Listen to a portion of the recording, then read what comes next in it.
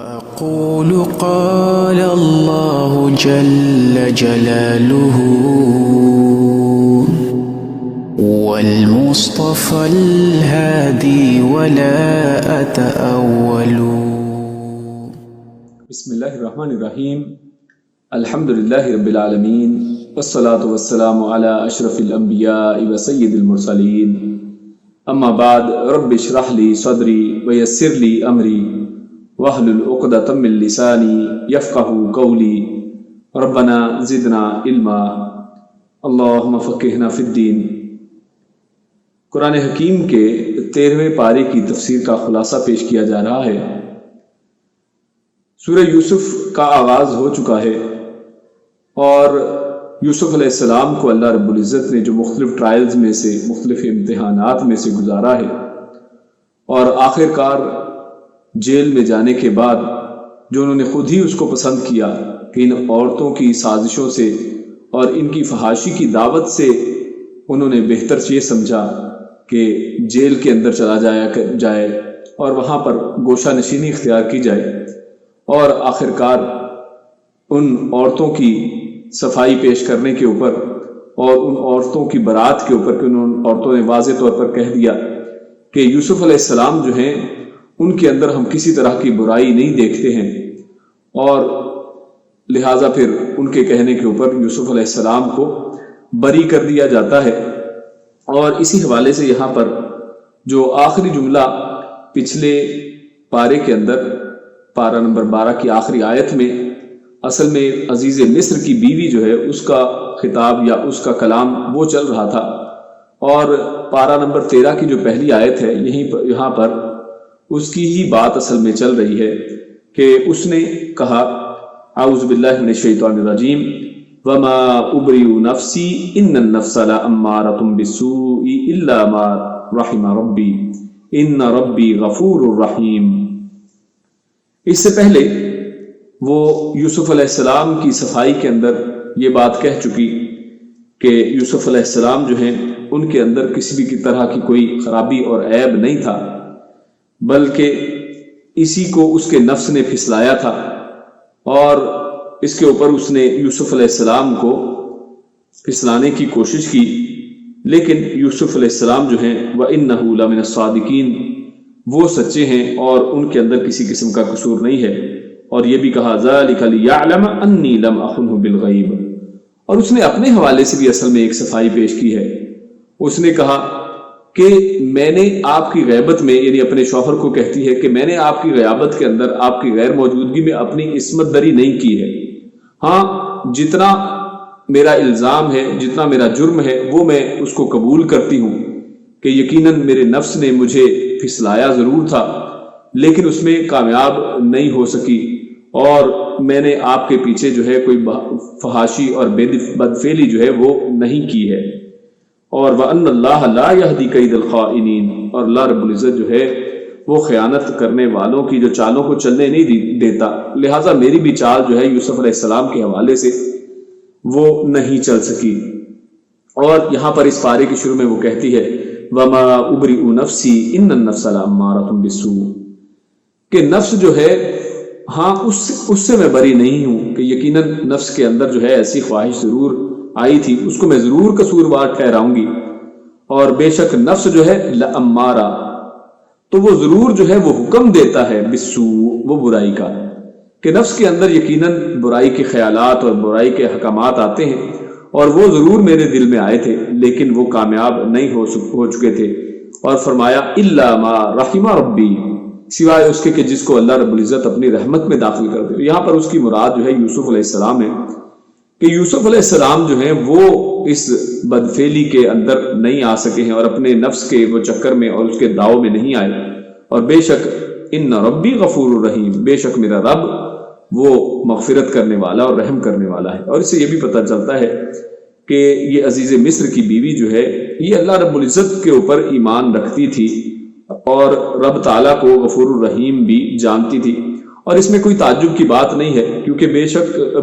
بے شمار جو مشرکین ہیں، جیسے مشرکین مکہ جو ہیں،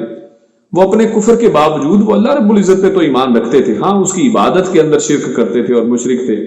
تو یہی حال یہاں پر اس عورت کا بھی ہے. اس کا ایمان لانا بھی کہیں سے ثابت نہیں ہوتا ہے، اور اس کا پکا کفر بھی جو ہے ہمیں کہیں سے نہیں ملتا ہے، قرآن و حدیث کے اندر اس کی وضاحت نہیں آئی ہے.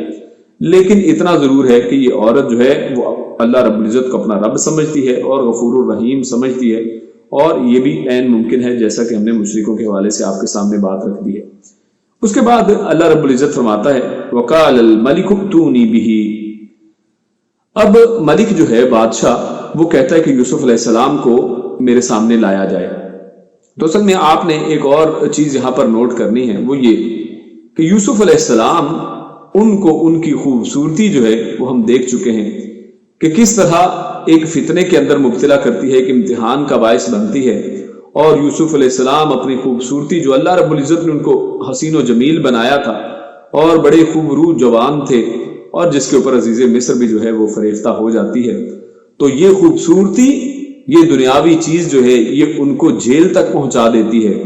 لیکن دوسری طرف جو ان کا علم ہے یہ ان کو جیل سے نکلوا دیتا ہے. تو یہاں پر دنیا کے مقابلے میں جو علم کی اہمیت ہے وہ بھی ہمارے سامنے آتی ہے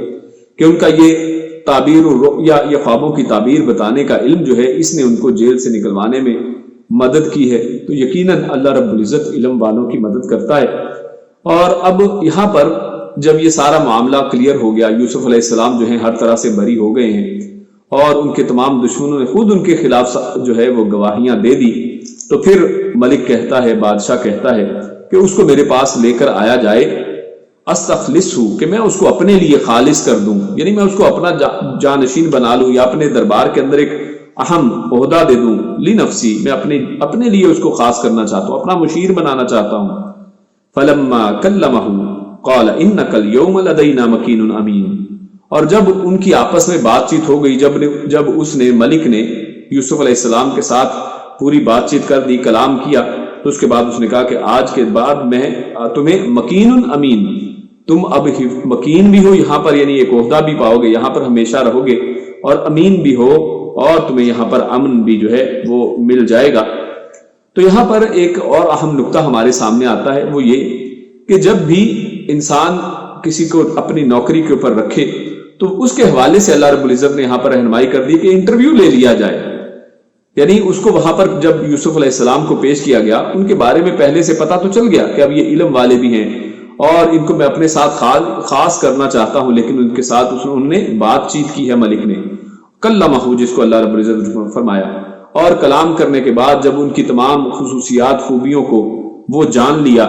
تو اس کے بعد وہ کہتے ہیں، ملک نے کہا کہ میں آپ کو پھر کوئی نہ کوئی عہدہ دینا چاہتا ہوں. تو اس کے بعد اللہ فرماتا ہے قال اجعلنی علی خزائن الارض.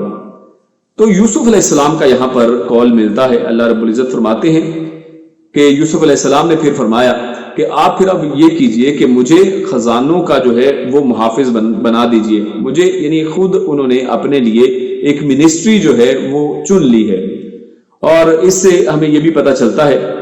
کہ انسان اگر کسی چیز کے قابل ہو اور انسان کے اندر جو خصوصیات ہوں، نمبر ایک تو یہ کہ اس کو حکومت کی اور ملک کی فلاح و بہبود کے لیے استعمال کرنا چاہیے، جیسا کہ یوسف علیہ السلام نے ان کے پاس جو تعبیر و رؤیا خوابوں کی تعبیر کا علم تھا اس کو اپنے تک نہیں رکھا، بلکہ اس کو ملک کی جو ہے وہ فلاح کے لیے، معاشرے کی فلاح کے لیے استعمال کیا، اور پورا پلان بتا دیا کہ اگلے 7 سال آپ کو کیا کرنا ہے، اس سے اگلے 7 سال جو ہیں آپ کو کیا کرنا ہے. تو 14 سال کی پوری پلاننگ جو ہے یوسف علیہ السلام نے بتا دی. حالانکہ جیل میں تھے ملک نے، اور جیل کے اندر وہ قید ایک قسم کی کاٹ رہے تھے، لیکن اس میں بھی انہوں نے اپنے گورنمنٹ اور حکومت کی مدد کی اور اپنے معاشرے کے اندر ایک ذمہ دار شہریوں کی طرح اپنی خدمات پیش کی ہیں. اور اسی طرح یہ بھی اس سے پتہ چلتا ہے یوسف علیہ السلام کے خود اس عہدے کو مانگنے کے اوپر کہ اگر انسان کسی قابل ہو اور اگر انسان کے اندر کچھ صلاحیتیں ہوں اور وہ سمجھتا ہو کہ اگر وہ اس عہدے پر آ جائے تو وہ کچھ خیر کا کام کر سکتا ہے، کچھ کنٹریبیوٹ کر سکتا ہے، تو اس شخص کو چاہیے کہ یقیناً وہ اس کے لیے خود کو پیش کر سکتا ہے. اور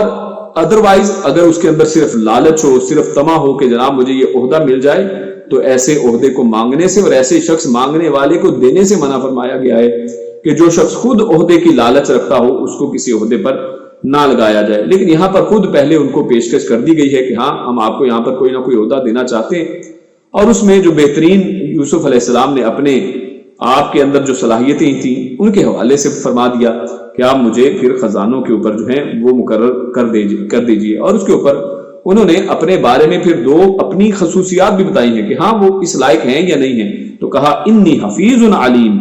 کہ میں حفاظت بھی کر سکتا ہوں اس کی، میں حفاظت کرنے والا بھی ہوں. یعنی جو شخص اپنے نفس کی حفاظت کر سکتا ہے اور جس گھر کے اندر وہ پلا بڑا ہے اس کے اندر ان کی عصمت کی حفاظت انہوں نے کی ہے اور نہ خود اس فحاشی کے کام کے اندر پڑے ہیں، تو یقیناً وہ حفیظ بھی تھے اور امین اور علیم بھی ہیں، اور یقیناً وہ علم والے تھے. تو علم کی بھی پہلے ہی وہ ایک دلیل دے چکے ہیں کہ اس علم کی روشنی میں ایک 14 سالہ معاشی پلان جو ہے انہوں نے اس ملک کو بنا کر دے دیا تھا. اس کے بعد اللہ رب العزت نے یوسف علیہ السلام کے بھائیوں کا قصہ جو ہے اس کو شروع کیا ہے کہ یوسف علیہ السلام کے بھائی غلہ لینے کے لیے مصر کے اندر آتے ہیں، یوسف علیہ السلام کو پہچان نہیں پاتے ہیں، اور پھر اس کے بعد اپنے ایک اور بھائی جو ابھی سب سے چھوٹا ان کا بھائی تھا اور اس کا نام بنیامین، اور اس طرح سے یہ چیزیں بتائی گئی ہیں، لیکن یہ اسرائیلی روایات کے اندر یہ نام اس طرح کے لیے گئے ہیں. اسلام کے اندر اس کے بارے میں کوئی جو ہے وہ چیزیں نہیں ملتی ہیں کہ ان کا نام کیا تھا اور کیا نہیں تھا. خیر یوسف علیہ السلام آخرکار یعنی یہ بھائی واپس جاتے ہیں اور یوسف علیہ السلام ان کو اپنی قمیص بھی دیتے ہیں، ان کے اپنے بھائیوں کے اوپر اس چیز کو ظاہر کر دیتے ہیں کہ میں ہی تمہارا اصل میں بھائی ہوں اور میں ہی یوسف ہوں. اور پھر اس کے بعد یہ بھائی جو ہیں یوسف علیہ السلام کی قمیص لے کر واپس اپنے باپ یعقوب علیہ السلام کی طرف جاتے ہیں اور یعقوب علیہ السلام کی آنکھوں کے اوپر اس قمیص کو لگایا جاتا ہے اور ان کی آنکھیں بھی واپس آ جاتی ہیں. اور خیر اب قصہ مختصر یہ کہ یہ پوری فیملی جو ہے اب مصر میں یوسف علیہ السلام کے پاس واپس آ جاتی ہے. اسی دوران ایک اور آیت ہمارے سامنے آتی ہے جس میں اللہ رب العزت ارشاد فرماتے ہیں، یعنی یہی جب یوسف علیہ السلام کے بھائی پہلی دفعہ مصر کے اندر آتے ہیں تو یوسف علیہ السلام کے والد جو ہیں یعقوب علیہ السلام وہ اپنے بیٹوں کو ایک بڑی ہی بہترین جو ہے وہ ایک نصیحت کرتے ہیں. اللہ فرماتا ہے وَقَالَ يَا بَنِيَّ لَا تَدْخُلُوا مِن بَابٍ وَاحِدٍ وَادْخُلُوا مِنْ أَبْوَابٍ مُتَفَرِّقَةٍ، اور انہوں نے اصل میں اپنے بیٹوں کو یہ حکم دیا کہ تم ایک دروازے سے داخل نہ ہونا بلکہ مختلف دروازوں کے اندر سے داخل ہونا. تو اس کا جو صحیح معنی اور مفہوم کسی احادیث کے اندر واضح طور پر تو نہیں لکھا ہے کہ اس کا اصل میں مقصد کیا تھا، لیکن اکثر مفسرین نے اس کا ایک مقصد جو بتایا ہے وہ یہ کہ اصل میں یہاں پر نظر بد سے بچنے کے لیے انہوں نے ایسا کہا تھا کہ اتنے خوبرو نوجوان اور 11 لڑکے جو ہیں 11 بھائی اگر اکٹھے کسی ایک دروازے سے کسی ایک جگہ سے گزریں گے تو لوگوں کی نظریں جو ہیں نظر بد سے بچ نہیں سکیں گے. تو اللہ رب العزت نے یہاں پر ایک بہترین ترکیب جو ہے یعقوب علیہ السلام کو اس کے وہ سجھائی ہے اور یعقوب علیہ السلام نے اپنے بیٹوں کو وہ بتایا کہ آپ ایک دروازے سے داخل نہ ہو. تو یہاں سے نظر بد کے حوالے سے ہمارے سامنے بات آتی ہے کہ نظر بد یقیناً وہ لگتی ہے. اس حوالے سے ابن عباس رضی اللہ تعالیٰ عنہ وہ نبی اکرم صلی اللہ علیہ وسلم سے وہ فرماتے ہیں کہ نبی اکرم صلی اللہ علیہ وسلم نے فرمایا کہ نظر لگنا ثابت ہے، نظر لگنا جو ہے وہ حق ہے، اور اگر کوئی چیز تقدیر کے آگے نکل سکتی ہوتی تو وہ نظر ہوتی کہ جو اس سے نکل سکتی ہوتی. اس کے بعد نظر بد کے حوالے سے اسی حوالے سے چند باتیں آپ کے سامنے رکھتے ہیں کہ نظر بد جو ہے وہ تو یقیناً ایسی چیز اللہ کے نبی صلی اللہ علیہ وسلم سے ثابت ہے کہ ہوتی ہے اور نظر لگ جایا کرتی ہے.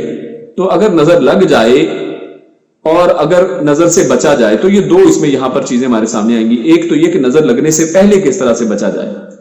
تو اس سے پہلے اللہ کے نبی صلی اللہ علیہ وسلم نے ارشاد فرمایا ہے کہ پڑھا جائے کہ جب بھی آپ کسی چیز کی کسی اچھی خوبی کو دیکھیں، کسی اچھی چیز کو دیکھیں، کسی کے گھر کو گاڑی کو دیکھیں، کسی کی اولاد کو دیکھیں، مال کو دیکھیں تو تبارک اللہ کہیں، یا اسی طرح یہ کلمات کہے جا سکتے ہیں اللہ مبارک فی، کہ اللہ رب العزت اس کے اندر جو ہے برکت دے. اور اس کے علاوہ ماشاء اللہ لا قوت الا باللہ جیسا کہ سورۃ الکہف کے اندر آیا ہے، تو یہ الفاظ بھی کہے جا سکتے ہیں. اور دوسرا یہ ہے کہ اب اگر نظر بد لگ چکی ہے تو پھر کیا کیا جائے. تو اس صورت میں اللہ کے نبی صلی اللہ علیہ وسلم نے 2 باتیں ہمارے سامنے آتی ہیں. ان میں سے ایک یہ کہ اگر تو معلوم ہو جائے کہ کس کی نظر لگی ہے تو اس حوالے سے اللہ کے نبی صلی اللہ علیہ وسلم نے ارشاد فرمایا ہے کہ پھر اس شخص کو کہا جائے کہ تو غسل کر یا پھر وضو کر، کم سے کم یہ کہ وضو، ورنہ غسل وہ شخص کرے جس کی نظر لگی ہے، اور وہ اپنے غسل کا جو بچا ہوا پانی ہے یعنی غسل کا پانی وہ اس مریض کے اوپر جس کو نظر لگی ہے اس کے اوپر اس کو ڈال دیا جائے تو اس سے نظر بد فوراً جاتی رہتی ہے. اور اسی طرح دوسری جو چیز ہمارے سامنے حدیث کے اندر آتی ہے وہ ہے دم. کہ دم کیا جائے. نبی اکرم صلی اللہ علیہ وسلم خود حسن و حسین رضوان اللہ علیہم ان کے اوپر دم کیا کرتے تھے، اور وہ دم یہ تھا، وہ کہتے اعوذ بکلمات اللہ التامہ من کل شیطان وحامہ ومن کل عین لامہ، اور یہ بخاری میں حدیث روایت کی گئی ہے. اور اس کے بعد آخر کار اب یہ آپ جان چکے ہیں کہ فیملی پوری جو ہے وہ مل جاتی ہے، اور جب یہ سب جو ہے یوسف علیہ السلام کے دربار کے اندر پہنچتے ہیں، اس کے بعد سب جو ہیں وہ یوسف علیہ السلام کو سجدہ کرتے ہیں. اور یہ اصل میں وہ تعبیر تھی جو یوسف علیہ السلام نے شروع میں خواب دیکھا تھا، اور اس کی خواب کی تعبیر جو ہے وہ ان کو مل جاتی ہے.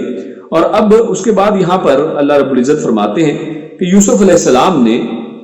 اپنے بھائیوں کو اور یعنی اپنی پوری فیملی کو وہ فرمایا، ان کے اوپر اپنے اوپر جو اللہ رب العزت نے احسانات کیے تھے وہ یوسف علیہ السلام گنواتے ہیں، اور ان میں فرماتے ہیں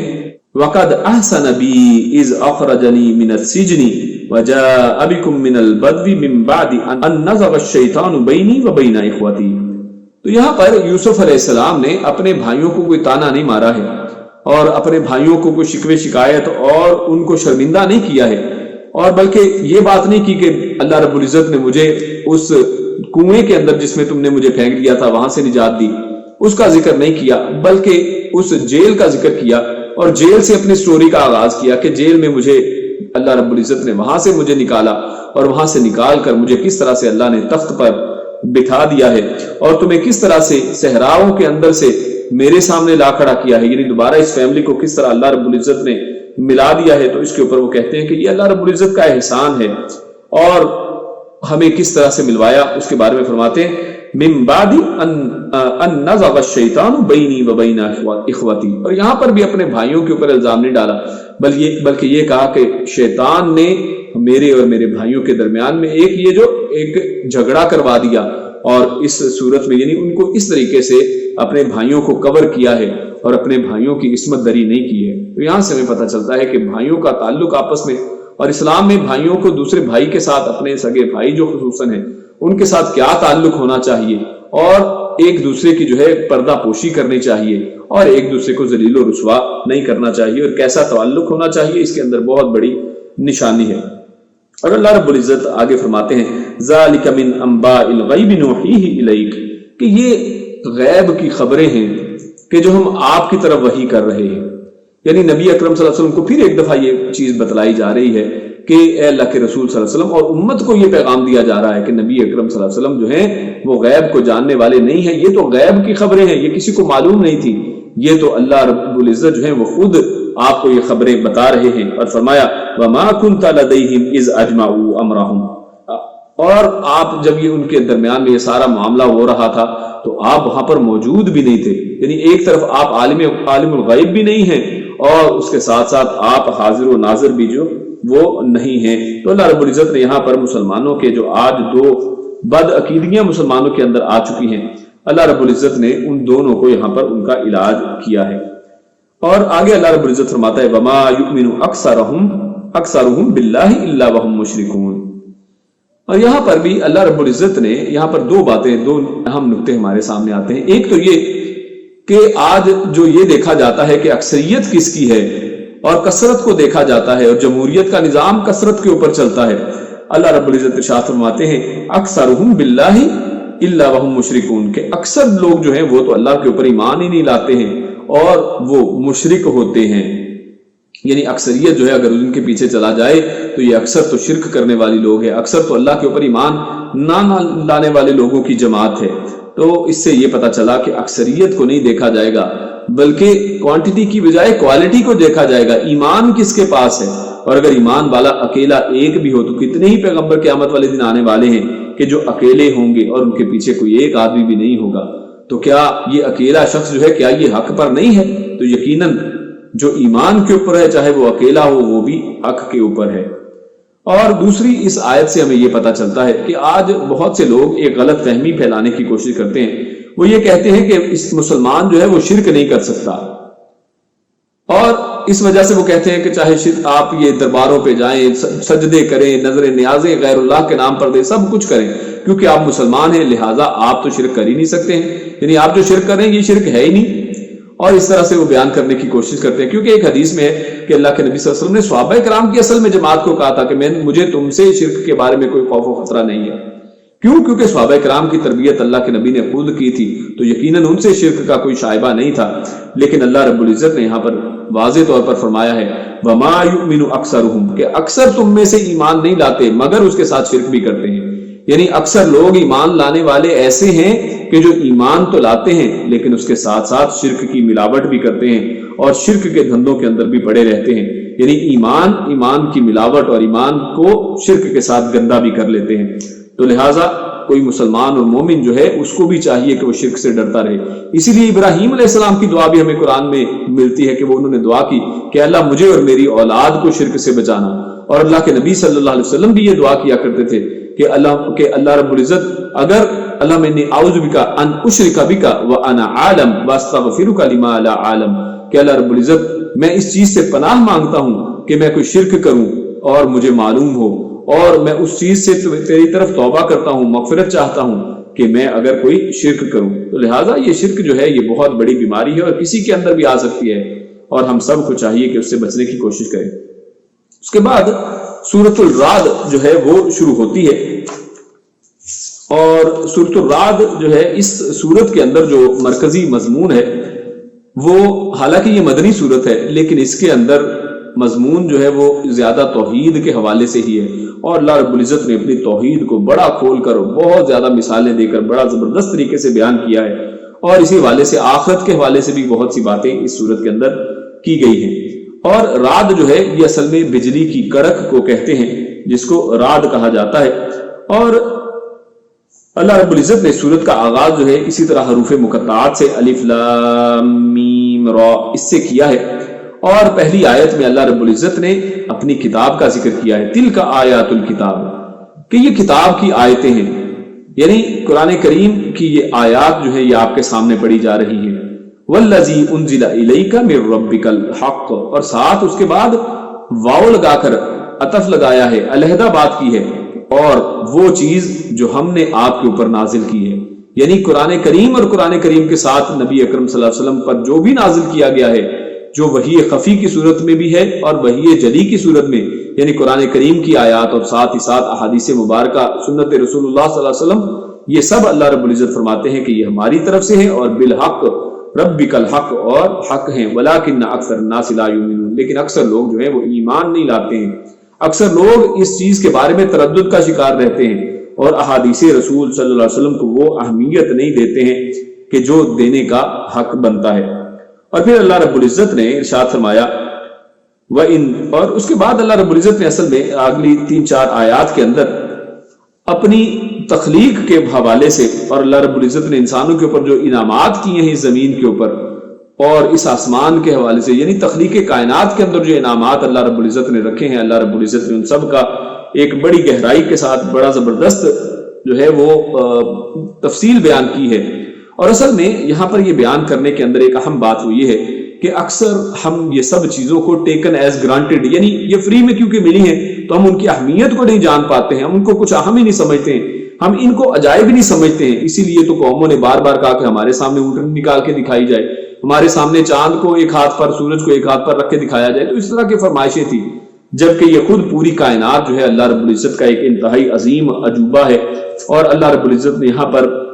یہ تمام عجائب جو ہیں مختصراً بیان کیے ہیں. اللہ رب العزت سب سے پہلے فرمایا کہ اللہ رب العزت نے تمہارے سامنے رفع السماوات بغیر عمد ترونہا، کہ تمہارے سامنے بغیر ستونوں کے یہ آسمان اللہ رب العزت نے کھڑا کر دیا ہے. اور ثم استوى علی العرش، اور اس کے بعد اللہ رب العزت خود جو ہے عرش کے اوپر مستوی ہو گیا ہے. اور فرمایا وسخر الشمس والقمر، اللہ رب العزت نے کس طرح یہ سورج اور چاند جو اتنے پاورفل، اتنے طاقتور ہیں، ان کو مسخر کر دیا ہے. آج ہم ان سورج کی روشنی سے ہم بجلی پیدا کرتے ہیں اور بے شمار اور کام جو ہیں اسی کے ذریعے سے آج کھیتیاں اگتی ہیں. سورج کی روشنی ہمیں کتنا کتنا فائدہ دیتی ہے. تو اللہ نے ہمیں شمس و قمر جو ہیں ہمارے لیے مسخر کر لی ہیں. کل یجری لاجل مسمى، اور یہ سب اپنے اپنے جو ہے ایک مدار کے اندر اور اپنے اپنے ایک وقت کے اندر وہ تیر رہے ہیں. ان کے وقت بھی مقرر ہیں کہ سورج جو ہے وہ کتنی دیر کے اندر ایک چکر مکمل کرتا ہے، زمین اس کے گرد کتنی دیر میں چکر مکمل کرتی ہے، چاند ہے جو وہ زمین کے گرد کتنی دیر میں، ہر ایک کا ایک وقت مقرر ہے، کوئی اس سے ہٹنے والا نہیں ہے. اور اللہ رب العزت یہ تمام فیصلے کرنے والے ہیں۔ اور اسی طرح اللہ رب العزت نے فرمایا کہ اللہ رب العزت نے زمین کو پھیلایا ہے اور اس کے اندر راستے بنا دیے ہیں۔ اللہ چاہتا تو زمین اتنی ایسی بنا دیتا کہ جس کے اندر گرمی ہوتی، زمین کے اوپر پاؤں نہ رکھ سکتے اور زمین کے اندر راستے ہی نہ ہوتے، انسان چل ہی نہ پاتا۔ جیسے پہاڑ ہیں ان کے اوپر چلنا دشوار ہوتا ہے، تو اللہ فرماتا ہے کہ اس کے اندر راستے بنائے ہیں، اس کے اندر نہریں بنائی ہیں، ہر طرح کا پھل اس کے اندر رکھا ہے، اور ان پھلوں کے پھر زوجین اثنین، دو جوڑے بنا دیے ہیں، اور اللہ رات اور دن کو نکالتا ہے۔ اور اسی طرح اللہ رب العزت نے بے شمار یہاں پر مختلف اپنے دلائل دیے ہیں، اور فرمایا کہ اللہ رب العزت نے زمین بنائی ہے جس کے اندر مختلف طرح کے ٹکڑے ہیں۔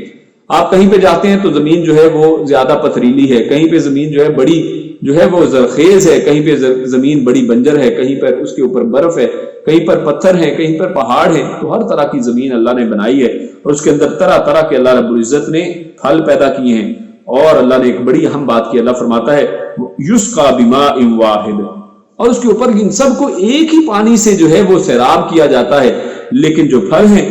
وہ طرح طرح کے اس کے اندر سے نکلتے ہیں۔ یعنی کیسی کمال ہے کہ پانی ایک ہی دیا جا رہا ہے، لیکن اس کے اندر ایک ہی جگہ پر 1 فٹ کے فاصلے پر بھی 2 درخت نہیں ہیں، لیکن طرح طرح کے پھل دے رہے ہیں، کھانے میں مختلف، ذائقے میں مختلف، کوئی ترش ہے، کوئی کڑوا ہے، کوئی مرچ کا پودا ہے، کوئی چلی کا پودا ہے، اور کوئی اس کے ساتھ ہی آم کا پودا ہے جو انتہائی میٹھا ہے۔ تو دونوں کے اندر کس طرح سے اللہ رب العزت ایک ہی پانی سے کیسے کیسے ذائقے نکالنے والا ہے۔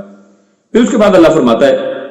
وَإِن تَعْجَبْ فَعَجَبٌ قَوْلُهُمْ، اللہ فرماتا ہے کہ اگر آپ تعجب کریں پیارے رسول صلی اللہ علیہ وسلم تو ان کا قول تعجب خیز ہے، یعنی آپ اگر تعجب کریں تو ان کے قول کو دیکھیں کیسا تعجب والا یہ قول ہے۔ وہ کیا کہتے ہیں، ان کا قول کیا ہے، وہ کہتے ہیں قَوْلُهُمْ أَإِذَا كُنَّا تُرَابًا أَإِنَّا لَفِي خَلْقٍ جَدِيدٍ، کہ کیا جب ہم مٹی ہو جائیں گے تو کیا ہم دوبارہ بالکل نئے سرے سے پیدا کر دیے جائیں گے، یعنی یہ کیسے ممکن ہے، اس کے اوپر تعجب کرتے ہیں۔ تو اصل میں تو ان کی اس بات کے اوپر تعجب کرنا چاہیے کہ یہ کس طرح سے ایسی باتیں کر لیتے ہیں، جب اللہ رب العزت نے اوپر کی آیات کے اندر اپنی ساری قدرت کاملہ کے بارے میں بتا دیا ہے کہ اللہ رب العزت کیا کچھ کر سکتے ہیں، کیسے کیسے زمین کے اندر سے ہر چیز کو نکالتے ہیں، اور خود انسان کو اللہ رب العزت نے کس طرح ایک قطرے سے پیدا کیا ہے، مٹی سے پیدا کیا ہے، اس زمین کے اندر سے کیسے اسی مٹی سے نکال دیا ہے کہ جس کے اندر سے پودے نکلتے ہیں، اسی مٹی سے اللہ رب العزت نے گوشت پوشت کے انسان کو بنا دیا ہے۔ تو جو اللہ یہ سب کر سکتا ہے، انسان کو اس وقت پیدا کر سکتا ہے کہ جب انسان تھا ہی نہیں، تو اب اس کو دوبارہ پیدا کرنا تو اللہ رب العزت کے لیے اور بھی آسان ہے۔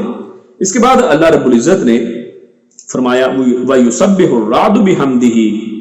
کہ جو رعد ہے یعنی یہ جو بجلی کی کڑک ہے، یہ بھی اللہ رب العزت کی تسبیح بیان کرتی ہے اس کی حمد کے ساتھ۔ اور یہاں پر یہ پتہ چلتا ہے کہ اللہ رب العزت کی ایسی مخلوق ہے کہ جس کو ہم جانتے نہیں ہیں، ہم ان کی آوازوں کو، ان کے طریقہ انداز کو، ان کی تسبیح کے انداز کو سمجھ نہیں سکتے ہیں، لیکن کائنات کی ہر چیز جو ہے اس کا ایک خاص وظیفہ ہے، ہر چیز اللہ رب العزت کی تسبیح بیان کرتی ہے۔ اور اسی طرح سورہ بنی اسرائیل آیت نمبر 44 میں اللہ فرماتا ہے وَإِن مِّن شَيْءٍ إِلَّا يُسَبِّحُ بِحَمْدِهِ، کہ دنیا میں کوئی ایسی چیز نہیں ہے لیکن ہر ایک جو ہے اللہ رب العزت کی تسبیح بیان کرتی ہے اور اس کی تعریف بیان کرتی ہے۔ وَلَٰكِن لَّا تَفْقَهُونَ تَسْبِيحَهُمْ، لیکن تم ان کی تسبیح کو سمجھ نہیں سکتے، یعنی ہر ایک کو اللہ رب العزت نے ایک خاص انداز کی زبان دی ہے، آپ ان کی تسبیح کو سمجھ نہیں سکتے ہیں، اور لیکن سب تسبیح کرتے ہیں۔ اور اسی طرح سورہ سبا کے اندر اللہ رب العزت نے داؤد علیہ السلام کے حوالے سے فرمایا ہے کہ اللہ رب العزت نے داؤد علیہ السلام کے اوپر بڑا فضل کیا، اور اس فضل میں سے کیا تھا کہ یا جبال اوبی معہ والطیر، کہ اے پرندوں اور اے پہاڑوں تم داؤد علیہ السلام کے ساتھ تسبیح بیان کیا کرو، ان کے ساتھ ساتھ تم بھی تسبیح کیا کرو۔ تو یہاں سے پتہ چلتا ہے کہ پہاڑ جو ہیں وہ بھی تسبیح بیان کرتے ہیں، اور پرندے جو ہیں وہ بھی تسبیح بیان کرتے ہیں، ہر چیز جو ہے اللہ رب العزت کی کائنات کے اندر، ہر چیز، ہر مخلوق۔ اور اسی طرح فرمایا والملائکۃ من خیفتہ، ہر چیز، فرشتے سب اللہ کی تسبیح بیان کرتے رہتے ہیں۔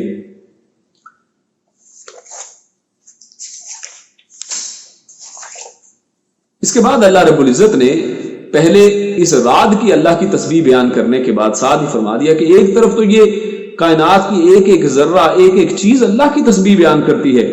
لیکن مشرکوں کا حال کیا ہے؟ لہو دعوت الحق والذین یدعون من دونہ لا یستجیبون لہم بشیء، یعنی یہ سارے معاملات جو اللہ کی آیات ہیں یہ تو ایک حقیقی دعوت ہے، یہ ان کو دعوت پیغام دیتی ہے، دعوت نصیحت دیتی ہے کہ اس سے نصیحت پکڑ لیں، اسی سے کچھ سمجھ لیں۔ لیکن اللہ فرماتا ہے کہ یہ لوگ جو اللہ کے علاوہ دوسروں کو پکارتے ہیں لا یستجیبون لہم، یہ تو ان کو کوئی جواب ہی نہیں دیتے ہیں، یعنی ساری ساری زندگی گزر جاتی ہے پتھروں کے اوپر سر رگڑتے ہوئے، قبروں کے اوپر سر جھکاتے ہوئے، سجدے کرتے ہوئے طرح طرح کی جگہوں پر، لیکن کوئی جواب موصول نہیں ہوتا ہے۔ لا یستجیبون لہم بشیء الا کباسط کفیہ الا الماء، یعنی سوائے اس کے، اللہ نے ایک مثال کے ذریعے اس کو سمجھایا ہے کہ سوائے اس طرح کا ان کا حال ہے کہ جیسے کوئی شخص اپنے ہاتھوں کو پھیلائے، یعنی جیسے دعا کے لیے پھیلایا جاتا ہے پانی کی طرف، اور کیا پانی اڑ کر خود اس کے منہ میں آ جائے گا اس طرح ہاتھ پھیلانے سے؟ جس طرح پانی کبھی خود اڑ کر نہیں آ سکتا ہے، اسی طرح یہ لوگ بھی جو ہیں اسی طرح بے جان ہیں، اور یہ لوگ جو ہیں تمہاری کوئی مدد نہیں کر سکتے ہیں، اور جس طرح پانی منہ کے اندر خود سے نہیں آ سکتا ہے، اسی طرح یہ لوگ بھی آپ کو کسی طرح کو کوئی فائدہ نہیں دے سکتے ہیں۔ وما دعاء الکافرین الا فی ضلال، اور کفار جو ہے اللہ نے ان کو کافر کہہ دیا ہے، تو کہا کہ ان کافروں کی جو یہ دعائیں ہیں، ان کی یہ پکار جو ہے، یہ الا فی ضلال، یہ سوائے گمراہی کے، سوائے ضلالت کے یہ کچھ بھی نہیں ہے۔ اس کے بعد اللہ رب العزت ارشاد فرماتا ہے قل من رب السماوات والارض قل اللہ، کہ اے پیارے رسول صلی اللہ علیہ وسلم، اے پیارے حبیب، آپ ان مشرکین مکہ سے پوچھئے کہ کون ہے رب جو آسمانوں اور زمین کا رب ہے، یعنی فرما دیجئے کہ وہ اللہ ہے۔ یعنی اس سے یہ پتا چلتا ہے کہ اللہ رب العزت نے یہ یہاں پر واضح کر دیا ہے کہ یہ مشرکین مکہ جو ہیں، یہ شرک کرنے کے باوجود یہ بھی رب اللہ رب العزت ہی کو مانتے تھے۔ ہاں، یہ اللہ رب العزت کے ساتھ عبادت کے اندر شریک کرتے تھے، کہتے تھے کہ ہاں یہ ایک گائے تو اللہ رب العزت کے لیے ذبح کر رہے ہیں، یہ باقی جانور جو ہیں یہ اس کے شریکوں کے لیے ہیں، اور یعنی اس طرح کے جو شرک کے اندر یہ لوگ ملوث تھے۔ اللہ فرماتا ہے کل افاتخذتم من دونہ اولیاء لا یملکون لانفسہم نفعا ولا ضرا، کہ کیا تم نے اللہ رب العزت کو چھوڑ کر اس کے علاوہ ایسے دوست بنا رکھے ہیں، ایسے اولیاء بنا لیے ہیں کہ جو اپنے نفع و نقصان کا بھی مالک نہیں ہیں؟ اور یقیناً اللہ رب العزت کے علاوہ کوئی بھی شخص جو ہے نہ نفع دے سکتا ہے اور نہ ہی نقصان دے سکتا ہے، حتیٰ کہ اپنے نفع نقصان کا بھی کوئی مالک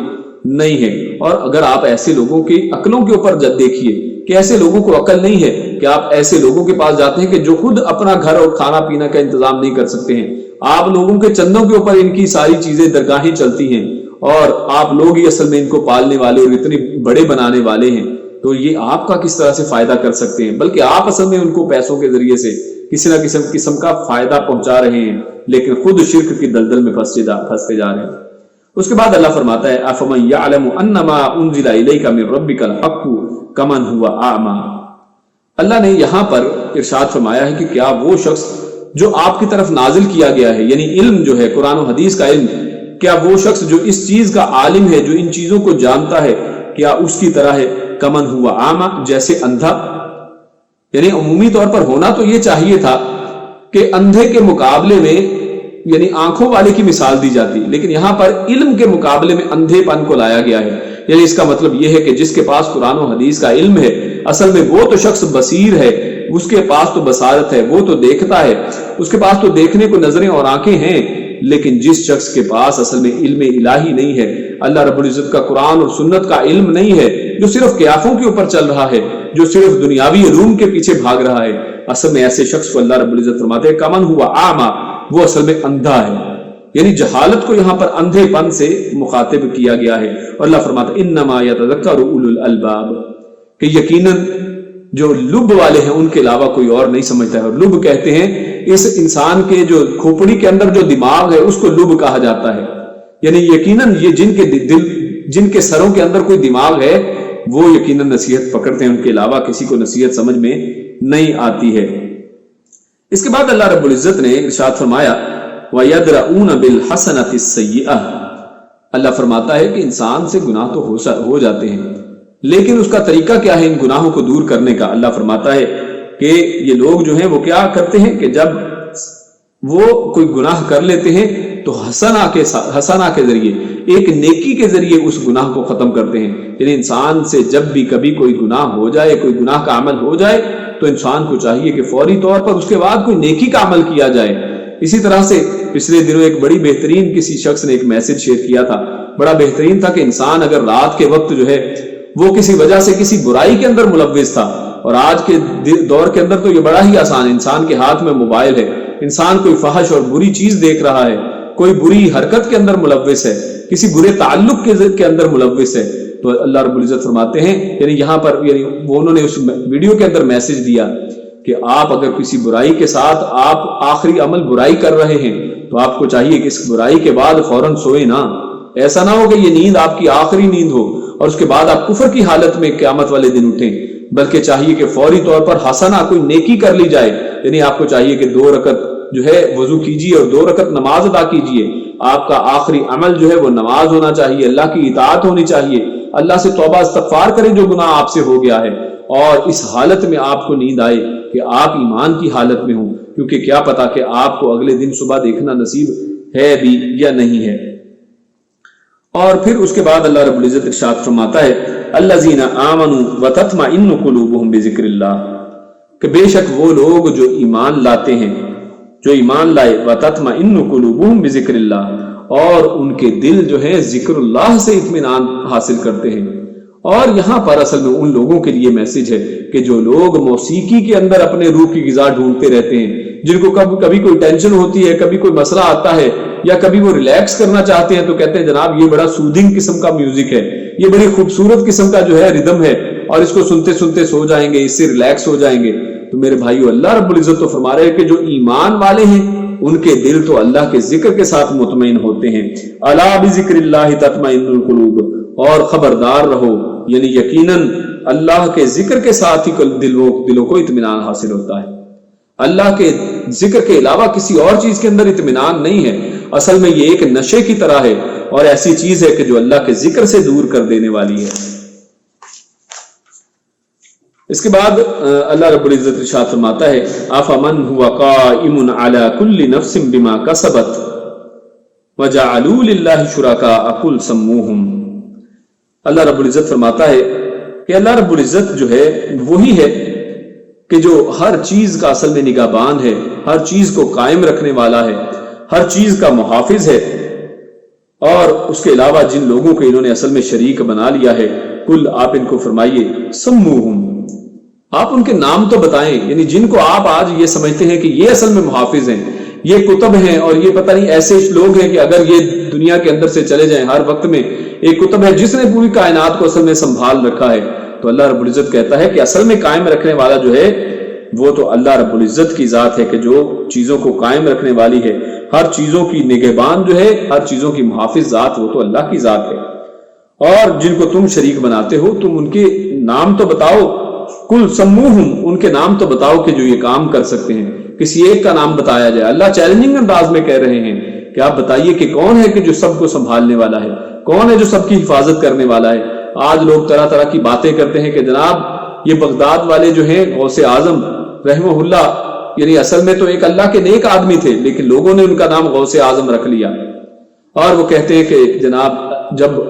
انڈیا والوں نے پاکستان کے اوپر حملہ کیا تو اس وقت لاہور کے اندر یہ نیچے جو ہیں انہوں نے سبز فوجیں بھیج دی اور وہ کیچ کرتی تھیں اور یہ کرتی تھی. میرے بھائیوں آج دیکھیے عراق کو کس طرح سے، بغداد کو، انہی کے اپنے شہر کو، انہی کے اپنے جو ہے مزار کو کس طرح سے امریکی فوجوں نے تباہ کر دیا ہے، اور وہاں پر کوئی بھی بچانے نہیں آیا ہے، کوئی بھی ان بامز کو کیچ کرنے نہیں آیا ہے. میرے بھائیوں یہ سب جو ہے جھوٹی اور اپنے پاس سے بنائی ہوئی باتیں ہیں. اللہ فرماتا ہے کوئی ایسے بندے کو تو لے کے تو آؤ، اس کا نام تو بتاؤ کہ جو یہ کر سکتا ہے. اور اگر کوئی بندہ یہ کہتا ہے، دعویٰ کرے کہ ہاں ہم آپ کو نام بتاتے ہیں، تو اصل میں وہ ہمیں جواب نہیں دے رہا ہے، وہ اللہ کے چیلنج کو ایکسپٹ کر کے کہتا ہے کہ ہم بتاتے ہیں. آپ کہتے ہو کہ نام بتاؤ، یہ لو میں نے بتایا. تو اصل میں اللہ رب العزت کے چیلنج کو وہ قبول کر رہا ہے. اللہ تو کہتا ہے کہ ایسا کوئی نام نہیں ہے، اللہ تو کہتا ہے کہ ایسا کوئی محافظ نہیں ہے، اللہ تو کہتا ہے کہ ایسا کوئی نگہبان نہیں ہے. لیکن یہ لوگ مصر ہیں کہ وہ کہتے ہیں کہ نہیں اللہ تو نعوذ باللہ وہ کوئی جھوٹ بول رہا ہے، اللہ کا دعویٰ تو جھوٹا ہے کہ یقیناً ایسے نگہبان ہیں اور ہم آپ کو ایسے نام بتاتے ہیں. تو یقیناً اصل میں یہ لوگ جھوٹے ہیں. اللہ رب العزت کی ذات وہ ہے وہ سچی ذات ہے اور سچ بولتی ہے. پھر اللہ رب العزت نے جنت کی مثال بتائی ہے،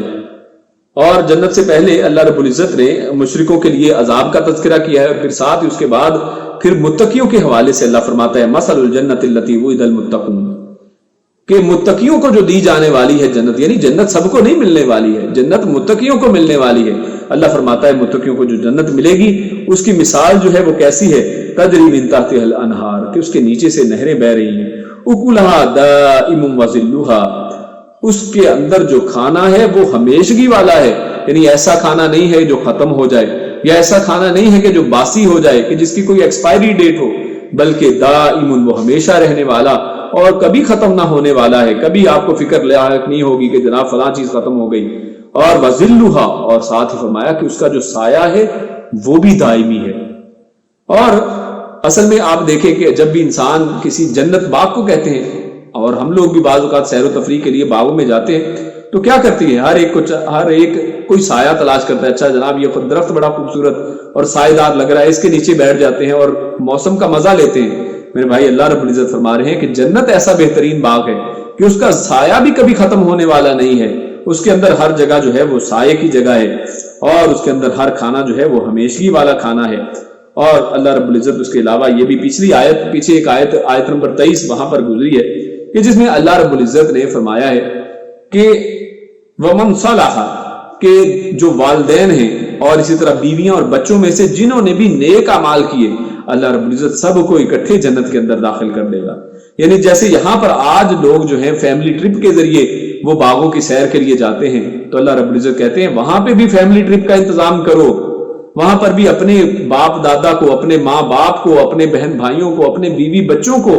دین اور توحید اور ایمان کی دعوت دو۔ ایسا نہ ہو کہ ان کے عمل جو ہیں غیر صالح ہو جائیں، جیسے ہم صالح علیہ السلام کے بیٹے کا حال دیکھ آئے ہیں کہ اگر عمل صالح نہیں ہوگا تو سب وہاں پر جدا جدا ہو جائیں گے، کوئی جہنم میں ہوگا، کوئی جنت میں ہوگا۔ ہمیں چاہیے کہ پوری فیملی ٹرپ بنائیں، سب کو اس ٹرپ کے اندر لے کے جائیں، سب جنت کے اندر داخلے کے لیے کوشش کریں۔ اس کے بعد آگے چلتے ہیں تو آگے سورہ ابراہیم وہ شروع ہوتی ہے، اور سورہ ابراہیم بڑی ہی عظیم سورت ہے۔ اس کا آغاز بھی الف لام را حروف مقطعات سے ہوتا ہے، اور اس آغاز کتاب انزلناہ الیک لتخرج الناس من الظلمات الی النور، کہ اللہ رب العزت فرماتے ہیں کہ یہ ایسی کتاب آپ کی طرف نازل کی گئی ہے کہ جس کے ذریعے سے آپ جو ہے لوگوں کو اندھیروں سے روشنی کی طرف وہ نکالتے ہیں۔ اور یہاں پر ظلمات وہی جمع کا صیغہ استعمال کیا گیا ہے کیونکہ کفر کے اندھیرے بہت زیادہ ہیں، دلالت کی راستے بہت زیادہ ہیں، اور نور اور ہدایت کا راستہ ایک ہی ہے۔ اور کس کے اذن سے، یعنی آپ سب کے اوپر اس چیز کے اوپر قادر نہیں ہیں کہ لوگوں کو ہدایت کے پاس لے آئیں، بِإِذْنِ رَبِّهِمْ، ان کے رب کے اذن سے یہ ہونے والا ہے، اِلَى صِرَاطِ الْعَزِيزِ الْحَمِيدِ، اور اس رب کا یہ راستہ ہے جو عزیز ہے، جو غالب ہے، اور جو انتہائی تعریف کیا گیا ہے۔ اور اللہ رب العزت نے اس آیت کے اندر، آیت نمبر 7 کے اندر اللہ ارشاد فرماتا ہے وَإِذْ تَأَذَّنَ رَبُّكُمْ لَإِن شَكَرْتُمْ لَأَزِيدَنَّكُمْ، تمہارے رب نے یہ اعلان کر دیا ہے کہ اگر تم شکر گزار بنو گے، لَإِن شَكَرْتُمْ، اگر تم شکر گزار بنو گے، اگر تم شکر ادا کرو گے، لَأَزِيدَنَّكُمْ، تو ہم تمہیں اور زیادہ دیں گے۔ یعنی جو شخص یہ فارمولہ نوٹ کر لے، جو شخص آج جو ہے رزق کی کمی کا شکار ہے، اولاد کی کمی کا شکار ہے، کسی بھی قسم کی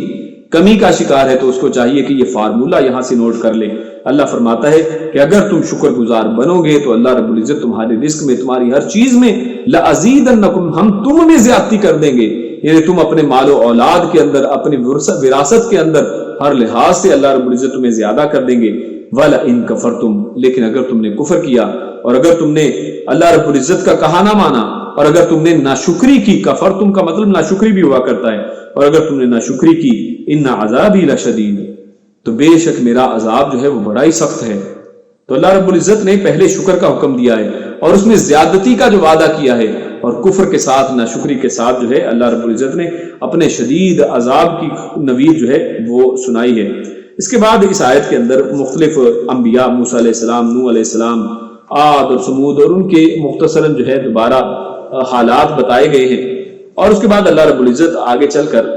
جہنم کا قصہ بتاتا ہے کہ جہنم کے اندر جہنمیوں کا کیا حال ہونے والا ہے۔ اللہ رب العزت فرماتا ہے، بہت ہی سخت آیت ہے، اللہ رب العزت فرماتا ہے مِن وَرَائِهِ جہنم، کہ جو کفر کرنے والے، یہ جو اللہ کے ناشکری کرنے والے لوگ، یہ جو اللہ کے رسولوں کی پیروی نہ کرنے والے، ان کے ندا کے اوپر لبیک نہ کہنے والے لوگ ہیں، ان کا حشر کیا ہونے والا ہے۔ مِن وَرَائِهِ جہنم، کہ ان کے پیچھے جو ہے وہ جہنم ہے، یہ وہ جہنم کے اس گڑھے میں گرنے ہی والے ہیں۔ وَيُسْقَى مِن مَّاءٍ صَدِيدٍ، اور اس کے اندر ان کو پیپ کا پانی پلایا جائے گا، یعنی جو زخموں سے نکلنے والا مادہ ہے، جس کو انسان کراہت سے، حتیٰ کہ اس کو انسان چھونا بھی نہیں چاہتا ہے، اللہ فرماتا ہے کہ یہ اس کو پلایا جائے گا۔ اللہم اجرنا من النار، اللہم اجرنا من النار، اللہم اجرنا من النار۔ اللہ رب العزت ہم سب کو جہنم سے محفوظ کرے۔ اللہ فرماتا ہے کہ وہاں پر لوگوں کو پیپ کا پانی پلایا جائے گا، اور اگلی آیت تو اور بھی سخت ہے، اللہ فرماتا ہے یتجرعہ، وہ اس کو ایک ایک قطرہ کر کے پیئیں گے، وہ اس کو پی بھی نہیں سکیں گے، پیاس کا عالم ہوگا لیکن ایک ایک قطرہ کر کے اس کو نگلنے کی کوشش کریں گے، پی نہیں سکیں گے، ایک ایک قطرہ ان کو کر کے پلایا جائے گا۔ یتجرعہ وَيَأْتِيهِ الْمَوْتُ مِنْ كُلِّ مَكَانٍ، اور ان کے اوپر وہاں پر ہر طرف سے موت آئے گی، یعنی جدھر دیکھیں گے وہاں پر زندگی کا کوئی سامان نہیں ہے، ہر طرف سے ایسے لگے گا جیسے موت کا سامان ہے، کہیں سے کاٹا جا رہا ہے، کہیں سے پیٹ کو کاٹا جا رہا ہے، منہ کو کاٹا جا رہا ہے، انتڑیوں کو باہر نکالا جا رہا ہے، آگ کے اوپر ڈالا جا رہا ہے، آگ کے ذریعے سے پہلوؤں کو داغا جا رہا ہے، اور اس طرح کا گرم پانی پلایا جا رہا ہے۔ لیکن اللہ رب العزت فرماتے ہیں موت ہر طرف سے ان کے اوپر آئے گی، فما ہوا بمیت، لیکن وہ مر نہیں سکیں گے۔ یعنی موت لانے والی جتنی چیزیں ہیں جن کے ذریعے سے اس دنیا کے اندر موت آ جاتی ہے، اگر کسی انسان کے اوپر وہ چیز ڈال دی جائے تو انسان مر جائے، وہاں پر یہ سب کیا جائے گا، لیکن موت نہیں آئے گی تاکہ اس کے اوپر سے عذاب جو ہے وہ ختم نہ ہو سکے۔ اللہ رب العزت ہم سب کو جہنم کے عذاب سے محفوظ رکھے۔ وَمِن وَرَائِهِ عَذَابٌ غَلِيظٌ، اور ان کے پیچھے اس سے بھی زیادہ چپکنے والا جو ہے، غلیظ جو ہے، بڑا سخت عذاب ہے۔ یعنی ابھی تو یہ ایک ذائقہ بتایا گیا ہے، اس کے پیچھے تو اور بھی زیادہ سخت عذاب جو ہے اللہ رب العزت فرماتے ہیں وہ ہے مَثَلُ الَّذِينَ كَفَرُوا بِرَبِّهِمْ أَعْمَالُهُمْ كَرَمَادٍ اشْتَدَّتْ بِهِ الرِّيحُ فِي يَوْمٍ عَاصِفٍ۔ اللہ فرماتا ہے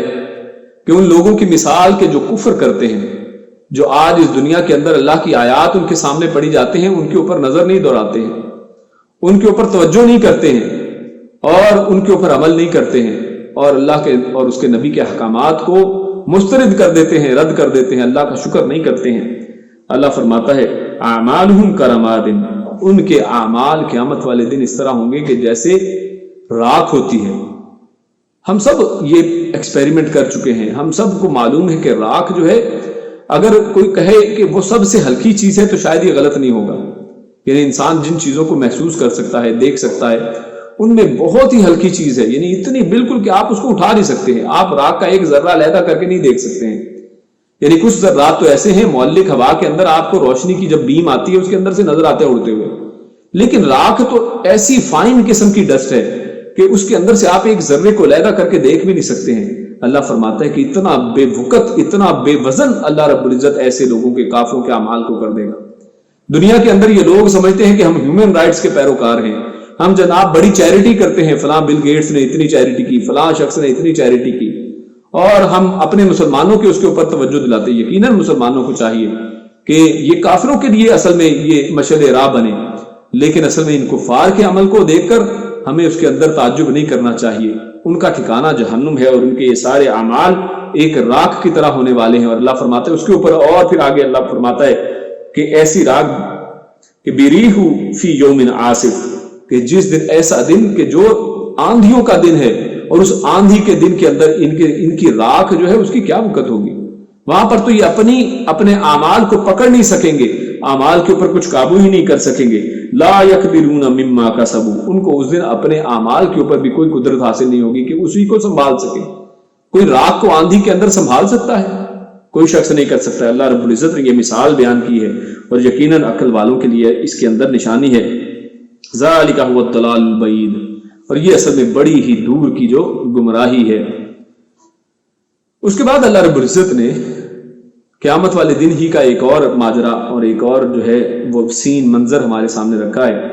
کہ جس میں جو کمزور لوگ تھے اس دنیا کے اندر، اور اسی طرح اور وہ بڑوں کی صرف پیروی کرتے تھے، خود انہوں نے اپنے دماغوں کو تقلید کی پٹی کے اندر باندھ رکھا تھا، خود وہ عقل کو استعمال نہیں کرتے تھے، خود وہ قرآن و حدیث کو پڑھتے نہیں تھے، قرآن اور حدیث کی باتیں ان کے سامنے آتی تھی، وہ کہتے تھے کہ نہیں ہمارے بڑے تو یہ کہتے ہیں، اور اپنے بڑوں کی باتوں کے پیچھے چلتے تھے۔ اللہ رب العزت قیامت والے دن ان کا آپس میں جو مکالمہ ہے وہ فرماتے ہیں وَبَرَزُوا لِلَّهِ جَمِيعًا فَقَالَ الضُّعَفَاءُ لِلَّذِينَ اسْتَكْبَرُوا إِنَّا كُنَّا لَكُمْ تَبَعًا، اس دن جو کمزور ہوں گے، جو کمزور کر دیے گئے تھے، یعنی خود ان کو کمزور کر دیا گیا تھا اصل میں یہ کہہ کر کہ تم جناب خود تو دین کو سمجھ نہیں سکتے، یہ تو تمہاری سمجھ میں آ ہی نہیں سکتا، تو میرے بھائی جب اتنی مشکل فقہی باتیں سمجھ میں آ سکتی ہیں تو یہ کیوں نہیں سمجھ میں آ سکتا؟ اللہ کا دین تو بڑا ہی آسان ہے، تو اس دن جو ہے ان ضعفاء جو ہے یہ کمزور لوگ جن کو کمزور اصل میں کر دیا گیا تھا،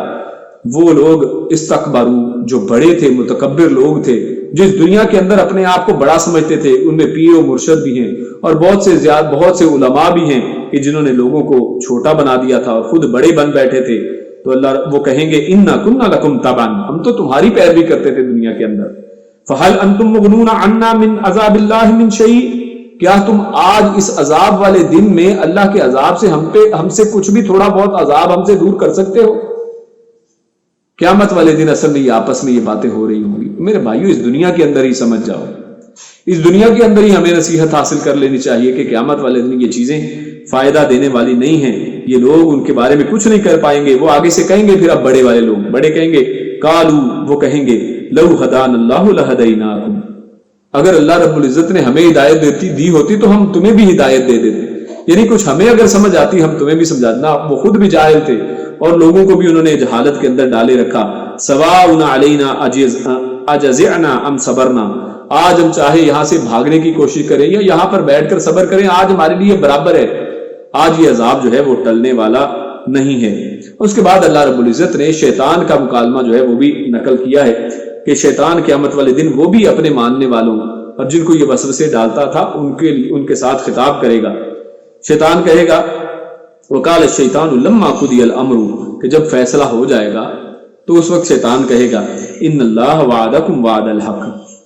یہ دیکھیے کتنا بڑا فراڈ ہے. اس دنیا کے اندر یہ آپ کو دوستی کے بہانے دیتا ہے، دوستی کی امیدیں دکھاتا ہے کہ میں تمہارے ساتھ ہوں، لیکن وہاں پر ان اللہ، وہ کہے گا بے شک اللہ کا وعدہ سچا ہے، وعد الحق، اور اس کا وعدہ جو ہے وہ حق ہے. ووعدتکم فاختلفتکم، اور میں نے بھی تم سے وعدہ کیا. یعنی اس نے بھی وعدے کیے ہیں، جھوٹے وعدے، کہ تم جناب اگر یہ فلاں پیر کو پکڑ لو گے تو قیامت والے دن تمہیں بچا لے گا، اگر فلاں گدی کے اوپر جو ہے وہ جاؤ گے اور اتنی نظر و نیاز چڑھاؤ گے تو اللہ رب العزت قیامت والے دن تمہیں پورے صراط پار کرا دے گا، اگر فلاں کو کا دامن پکڑ لو گے تو یہ ہو جائے گا، فلاں کام کرو گے تو یہ ہو جائے گا. آج شرک کے اندر اس نے جس طرح جو ہے لوگوں کو ملتوی یعنی ملوث کر دیا ہے، قیامت والے دن یہ اپنے وعدوں سے پھر جائے گا. وہ کہتا ہے وَوَعَدتُكُمْ فَأَخْلَفْتُكُمْ، میں نے بھی تم سے وعدے کیے لیکن میں آج ان سب وعدوں کی خلاف ورزی کرتا ہوں. وَمَا كَانَ لِيَ عَلَيْكُمْ مِنْ سُلْطَانٍ، اور میں نے کوئی تم پہ زبردستی تو نہیں کی تھی. اب دیکھیے دنیا میں مشورے دے کر آج جہنم تک پہنچا دیا ہے، لیکن وہاں پہ کیا کہتا ہے کہ میرا تو تمہارے اوپر کوئی زور نہیں چلتا تھا، میں نے تو تمہیں کوئی زبردستی نہیں کی ہے، میں تو صرف مشورے تمہیں دیتا تھا. الا ان دعوتکم فاستجبتم لی، میں نے تو تمہیں صرف آواز دی تھی، میں نے تو تمہیں صرف اپنی طرف بلایا تھا، تم نے میری پکار پہ لبیک کہہ دیا. دوسری طرف حیا علی الصلاح کی آوازیں بھی آتی تھی، حیا علی الفلاح کی آوازیں بھی آتی تھی کہ نماز کی طرف آ جاؤ، کامیابی کی طرف آ جاؤ. تم اس کی طرف نہیں جاتے تھے، میں بھی آواز لگاتا تھا بیٹھے رہو، ٹی وی دیکھتے رہو، ڈرامے فلمیں دیکھتے رہو، کفر و شرک کی محفلوں میں جاتے رہو. تم میری آواز کے اوپر لبیک کہہ دیتے تھے تو میرا کیا قصور ہے؟ وہ بھی وہاں پر آپ کا ساتھ چھوڑ دے گا اور کہے گا فلا تلومونی ولوموا انفسکم، آج تم مجھے ملامت نہ کرو، آج تم مجھے برا بلا کہہ رہے ہو، آج مجھے برا بلا نہ کہو. ولوموا انفسکم، اور اپنے آپ کو اصل میں برا بلا کہو، تمہارا ہی قصور ہے سارے کا سارا. ما انا بمصرخکم وما انتم بمصرخی انی کفرت بما اشرکتمونی من قبل.